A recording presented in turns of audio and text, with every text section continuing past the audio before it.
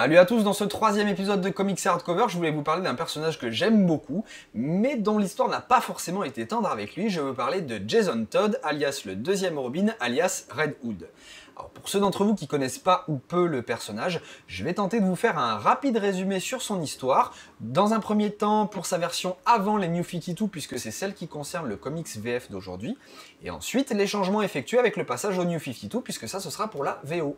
Jason Todd apparaît pour la première fois dans Batman numéro 357, sorti en 1983, année de ma naissance, donc forcément déjà ça part bien pour lui d'entrée.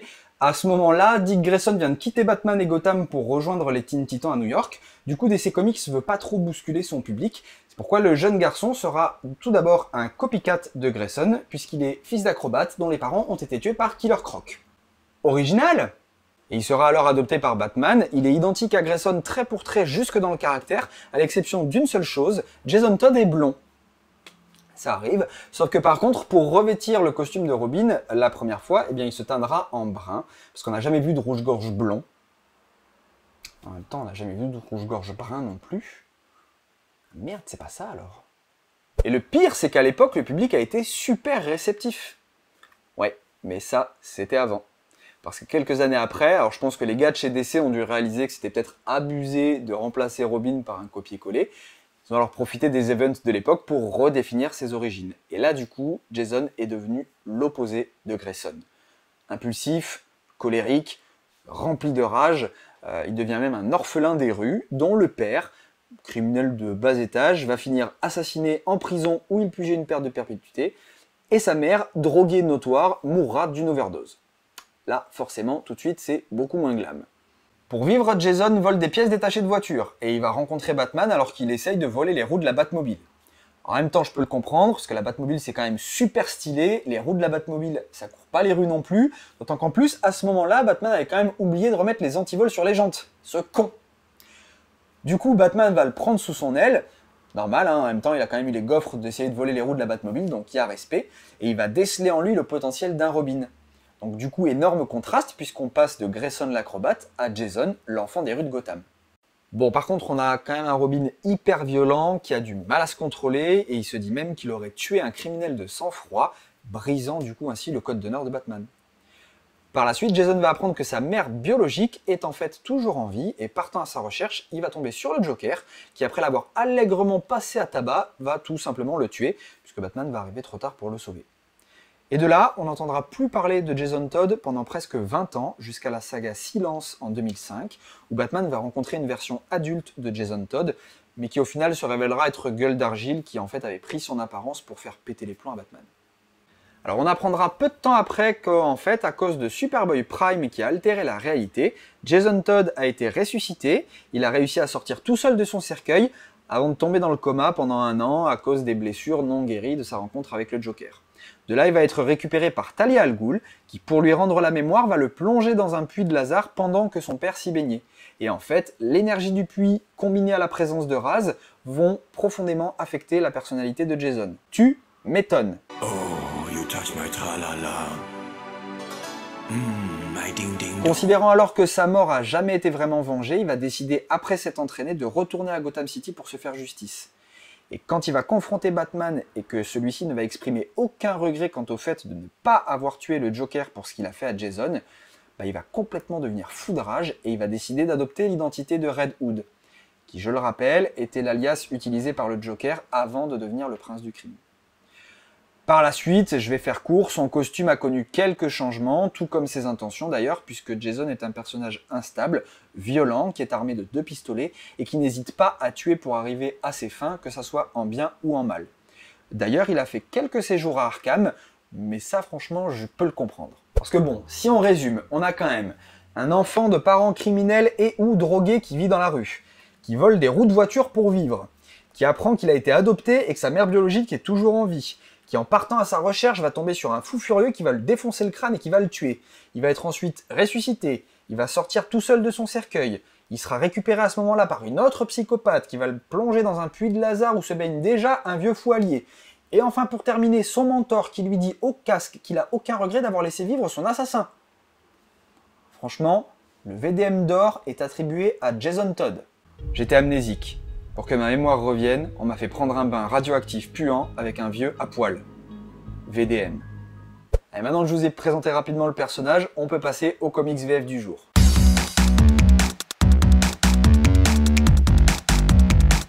Pour cet épisode, j'ai choisi de vous présenter le comics Un deuil dans la famille, publié par Urban Comics dans la collection DC Essentiel. Cet album de 296 pages comprend en fait deux arcs, Un deuil dans la famille et Les morts et les vivants. Le premier nous raconte la tragédie vécue par Batman avec la mort de Jason Todd et la période qui a suivi, tandis que le second, lui, nous explique l'arrivée et l'introduction de Tim Drake, troisième Robin et futur remplaçant de Jason. Alors première chose, il faut savoir que cette histoire a originellement été publiée en 1988, donc elle a en fait quand même, malgré tout, un peu vieilli. Je dirais même que pour moi, au jour d'aujourd'hui, c'est la symbolique liée à cet arc qui est plus forte que l'histoire en elle-même, puisque exception faite de la façon dont Batman va faire son deuil, scénaristiquement parlant, je trouve pas qu'on ait une histoire extraordinaire. Pour le premier arc, on a Jim Starlin au scénario et Jim Aparo au dessin. Et Jim Gordon dans l'histoire. L'histoire, elle, est donc assez simple, somme toute, puisque jugé trop violent par Batman, Jason Todd Robin est contraint de rester au manoir Wayne. Il va alors découvrir que sa mère biologique est en fait toujours en vie et bien sûr se décide à la retrouver. Après avoir réduit sa liste à 3 noms possibles, il va se rendre en Éthiopie où il va tomber sur Batman qui lui enquête de son côté, en Éthiopie, comme par hasard, sur le Joker qui s'est encore évadé de l'asile d'Arkham. Et en retrouvant sa mère, bien évidemment, Jason Todd va croiser la route du Joker et, comme je pense que vous l'avez compris maintenant, va mettre fin au jour du jeune homme. Le pitch est simple, mais il y a quand même 2-3 surprises, donc je ne veux pas rentrer dans les détails pour pas vous spoiler les petites choses intéressantes disséminées ça et là dans le comics. Parce que bon, on va pas se mentir, si vous achetez ce comics, vous savez déjà très probablement que Jason Todd va mourir, ne serait-ce que par rapport à la couverture. L'histoire, par contre, est pour moi réellement intéressante dans le après, ou dans la façon dont Batman va réagir par rapport à la tragique perte de son protégé. Et là, c'est vrai que l'écriture de Starlin prend quand même plus de consistance et propose vraiment quelque chose de très intéressant. Pour Todd, c'est vrai qu'on se dit quand même que ce pauvre gosse aurait mérité mieux. Pour la petite histoire, il faut savoir quand même que Jason Todd à l'époque n'a pas une popularité extraordinaire auprès des fans, c'est même loin de là. Du coup, lorsque DC publie cette histoire, avant de sortir la conclusion, la maison d'édition a laissé la possibilité au lecteur de choisir la fin par le biais d'un vote téléphonique. Et du coup, même si le résultat était assez serré, au final c'est le public qui a choisi de mettre fin au jour du deuxième Robin. D'ailleurs, cette opération avait fait un peu scandale à l'époque, puisque certains avaient accusé DC d'avoir fait du bluff, d'avoir tout prévu dès le départ et d'avoir juste fait une opération de communication autour de se choisir son destin. Même si, pourtant, comme le dit Dennis O'Neil dans sa préface, qui est très intéressante et que je vous invite à lire, qui est là, ils ont clairement et vraiment joué le jeu. En plus, et ça c'est un super bon point pour Urban, sachez que vous retrouverez à la fin de cet ouvrage la page alternative qui avait été prévue au cas où le public avait laissé Jason Todd s'en sortir en fait. Comme quoi. Alors par contre, c'est vrai que côté dessin, j'ai 2-3 trucs qui me chiffonnent sur cet arc-là, même si Jim Aparo fournit dans l'ensemble un travail de très bonne qualité. Le style a peut-être un petit peu vieilli, mais on s'y habitue, c'est pas foncièrement le problème. Non, j'ai vraiment 2 choses qui m'ont quand même dérangé. La première, j'aimerais qu'on m'explique pourquoi Bruce Wayne, Dick Grayson, Jason Todd et Superman ont tous les 4 la même tronche. Je suis sérieux, regardez. Parce qu'il faut quand même avouer que ça aide pas à la compréhension de ce qu'on lit. Et puis il y a le Joker dans cette histoire qui est quand même assez éloigné de l'idée que je me fais du personnage, entre le fait qu'il apparaît à un moment non maquillé mais avec les mêmes traits, et je me remets d'ailleurs toujours pas de cette tronche, ou quand il est après ambassadeur de l'Iran et qui déboule au Conseil d'État dans la tenue officielle, pour moi c'est vrai que ça colle pas. Après voilà, encore une fois, en dehors de ces petits détails là, l'ensemble est quand même super plaisant à lire. La deuxième partie par contre est vraiment très intéressante. Elle nous décrit en fait un Batman qui pète complètement les plombs, qui perd pied, son entourage autour de ça qui assiste vraiment impuissant à ce pétage de câble, Tim Drake arrive au milieu de tout ça, mais c'est quand même très sensé, c'est très bien fait, voilà, pour vous donner quelques aperçus. J'ai vraiment bien accroché. Les dessins de Georges Pérez, pour le coup, je les ai trouvés très sympas. J'ai pas eu de soucis cette fois-ci à reconnaître qui était qui, donc c'est peut-être parce que je me suis habitué au style de Aparo juste avant, je ne sais pas. Toujours est-il que c'est vraiment très intéressant et c'est complémentaire à l'arc précédent, même s'il n'y a pas de Jason Todd, et que c'est vrai que c'est quand même plus centré sur Batman. À la fin de l'ouvrage, par contre, on nous propose une note un peu triste avec l'épisode 100 de Legend of the Dark Knight, qui est juste là, où en fait Batman se remémore le premier jour où Jason Todd a enfilé le costume de Robin. Ce qui fait que du coup, et c'est plutôt bien fait de la part d'Urban, voilà, parce que au final, quand on ferme le bouquin, on se dit que, même si on savait à l'avance, dans l'ensemble, ce qu'on allait y trouver, on est quand même bien triste pour Batman et bien dégoûté parce que, pour une fois, dans un sens, c'est le méchant qui gagne. Et c'est sur cette note très joyeuse qu'on va enchaîner avec la VO du jour.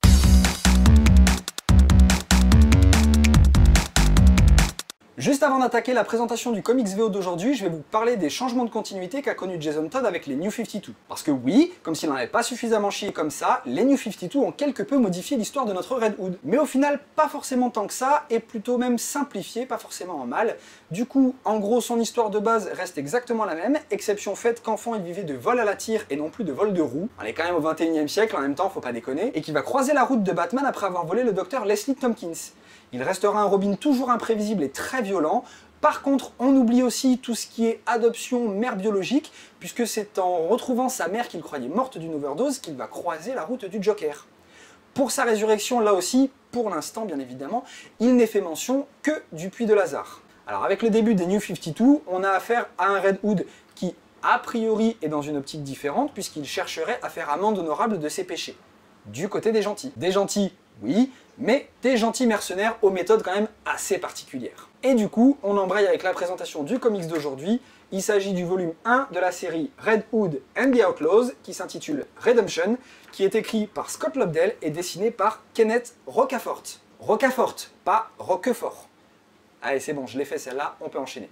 Et tout d'abord, les Outlaws, c'est qui ? Eh bien, les Outlaws, c'est le groupe de mercenaires créé et dirigé par Red Hood, qui est composé de 2 personnes, ce qui est, croyez-moi, déjà largement suffisant. Il s'agit de Starfire et Arsenal. Ce dernier est Red Arrow, l'ancien protégé de Green Arrow, qui après un différend avec son mentor, s'est retrouvé tout simplement foutu à la porte et dépouillé de tout ce qu'il avait, finissant du coup en alcoolique notoire, courant à la mort dès que possible. Et ça, c'est jusqu'à ce que Red Hood et Starfire viennent le sauver d'une prison où il avait atterri après s'être mêlé d'un conflit politique dans un pays dirigé par un dictateur. Ce qui, je vous l'accorde, n'était pas forcément la meilleure des idées à la base, mais il le dit lui-même dans le volume 1 que parfois il peut être assez spécial. Et on trouve ensuite Starfire, qui n'est autre que la princesse Corian Air de la planète Tamaran, extraterrestre à la peau orange et seul membre féminin de l'équipe, mais ça, je vais y revenir. C'est elle qui sauve Red Hood au début de l'ouvrage et qui le récupère après que celui-ci ait fait sauter un sous-marin. Mais bon, en même temps, c'est Red Hood, donc voilà. Et c'est elle également qui va lui donner sa tenue, alors tenue qui, pour le coup, aurait a priori appartenu à Dick Grayson Nightwing, ce qui est quand même un comble, étant donné que Todd et Grayson ne peuvent juste pas du tout se piffrer. Oui, parce qu'avant les New 52, il faut quand même savoir que Starfire et Dick Grayson, donc Nightwing à ce moment-là, ont eu une liaison très forte. Ils ont failli se marier, mais ça a capoté à la dernière minute, et ça l'histoire. Bon, autant vous le dire tout de suite, moi j'ai accroché à ce volume 1. L'histoire de la création de cette équipe de façon assez improvisée et assez drôle est vraiment sympa. C'est barré juste comme il faut. On aborde en plus de ça une facette de Red Hood et une partie de son passé qu'on ne connaissait pas. J'ai vraiment pris beaucoup de plaisir à lire cette série. Arrivé à la fin, on a envie d'en savoir plus, on a envie de savoir jusqu'où cette équipe peut aller. D'autant que franchement, même s'ils ne sont que 3, c'est déjà largement suffisant et ils envoient quand même pas mal du pâté.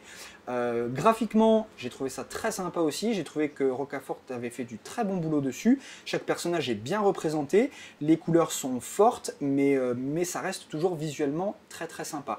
J'ai donc, pour vous le dire tout de suite, pris beaucoup de plaisir à lire cette série, je la conseillerais à tout le monde et c'est plutôt cool d'avoir une série aussi sympa avec le personnage de Red Hood et cette équipe de Outlaws qui sont plutôt barrés mais qui arrivent, somme toute, à faire ce qu'ils ont à faire. Bon, après, si je devais apporter un petit bémol, je dirais que ça serait pour moi au niveau du personnage de Starfire. ou tout du moins ce qu'ils en ont fait, parce qu'il faut admettre que le passage au New 52 n'a pas fait que rendre service et hommage à la Miss. Oui, c'est certain, visuellement, elle a pris un gros coup de modernisme par rapport à ce à quoi elle ressemblait avant, mais elle s'est aussi du coup transformée en nymphomane complètement assumée et faussement neuneux. Je dis bien faussement parce que si vous lisez le bouquin, vous aurez l'occasion de le découvrir. À certains moments, elle montre très clairement qu'elle en a dans le crâne, et ça, c'est tant mieux. Maintenant que Lobdell ait voulu faire d'elle une femme, même extraterrestre, qui s'assume complètement sexuellement et qui fait ce qu'il veut de son corps, c'est très bien. N'empêche qu'il y a quand même quelques détails qui sont de trop, et principalement au niveau de certaines postures qui pour moi sont d'aucune utilité, si ce n'est de montrer au lecteur de comics alpha mâle un personnage féminin aux courbes avantageuses.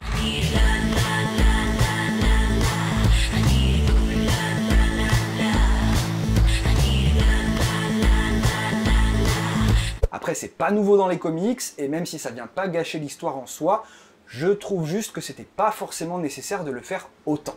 Bien qu'Arsenal cède au charme de la princesse, plutôt même à sa proposition, heureusement, on a Jason Todd qui, lui, en vrai héros rebelle et badass, ne va pas céder aux avances de Starfire. C'est vrai quoi, c'est pas comme si nous, les hommes, on pensait tous avec notre...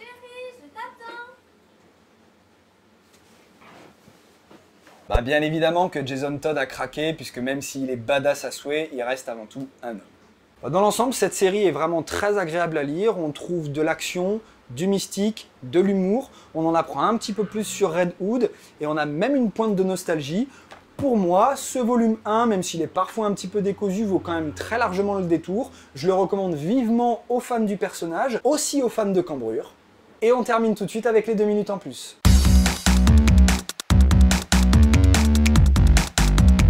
Alors je voulais profiter des 2 minutes en plus de cette émission pour vous expliquer un petit peu plus en détail le fonctionnement de la chaîne. Pour pouvoir vous proposer du contenu de façon régulière et le plus souvent possible, j'ai décidé de faire 2 émissions sur la chaîne. Une première pocket émission relativement courte qui sera des speed reviews de comics sortis récemment, qui s'appelle Tu t'es vu quand t'as lu, et l'émission Comics et Hardcover qui, elle, restera l'émission principale de la chaîne, mais étant une émission qui me demande plus de travail et que j'ai pas envie de bâcler, je vais essayer de vous faire une émission Comics et Hardcover une fois par mois, mais c'est une émission qui demande plus de travail, donc du coup le rythme de parution sera un petit peu plus irrégulier. La pocket émission Tu t'es vu quand t'as lu étant elle plus courte, elle est faisable plus rapidement, et du coup je pourrais vous proposer du contenu de façon un petit peu plus régulière, et ça me permettra de vous donner mon avis sur les sorties récentes, puisque Comics et Hardcover ne traite pas forcément que des sorties récentes, donc du coup ça permet d'allier l'utile à l'agréable, en proposant une émission de review vraiment pure et dure sur des sorties récentes uniquement, françaises ou VO, là ça dépendra un petit peu de mes achats, puisque je vous parle de mes achats principalement. Et à côté de ça, l'émission Comics et Hardcover qui, elle, va continuer à aller un petit peu plus loin, parce que du coup, comme j'aurai un petit peu plus de temps à consacrer à l'écriture de cette émission, ça me permettra d'aller un petit peu plus loin dans ce que je veux faire. En tout cas, n'hésitez vraiment pas à me faire part de vos avis et de vos retours dans les commentaires de cette émission, ou sur le Twitter, ou sur le Facebook. C'est avec plaisir, j'ai besoin de vos avis, puisque j'essaie de faire cette émission pour que ça soit intéressant et utile pour vous aider dans vos achats de comics. Donc n'hésitez pas à me faire vos retours sur la chaîne et sur les émissions que vous pourrez y trouver.